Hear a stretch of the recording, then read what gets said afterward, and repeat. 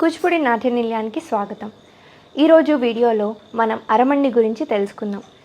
నార్మల్గా అరమండి పెట్టేటప్పుడు చాలామంది అనేక రకాల మిస్టేక్స్ చేస్తూ ఉంటారు.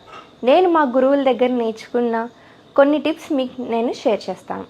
అరమండి పెట్టేటప్పుడు ఫస్ట్ ఈ థై పార్ట్ ఏదైతే ఉందో మొత్తం ఇలా కంప్లీట్గా టర్న్ చేయండి. టర్న్ చేసి కుంగండి. చాలామంది ఈ అరమండి పెట్టేటప్పుడు ఓన్లీ ఆ పాదం వరకు ఇలా తిప్పుతూ ఉంటారు. అలా కాకుండా మొత్తం ఈ థై పార్ట్ మొత్తాన్ని ఇలా టర్న్ చేసి ఇలా కుంగండి. కుంగేటప్పుడు కూడా బాడీ ఇలా ముందుకు బెండ్ చేసి పెడతారు. అలా కాదు, ఈ అప్పర్ బాడీని మొత్తం స్ట్రైట్గా ఉంచి ఇట్లా కొంచెం ఫ్రంట్కి బెండ్ చేసి అరమండి పెట్టండి. మనం కూచిపూడి శ్లోకంలో సమున్నత ఉరశ్చైవ అని చెప్పుకుంటాం కదా.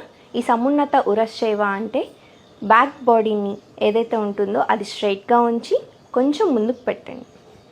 ఇది అరమండి. నెక్స్ట్ వీడియోలో మనం కూచిపూడి నమస్కారం గురించి తెలుసుకుందాం.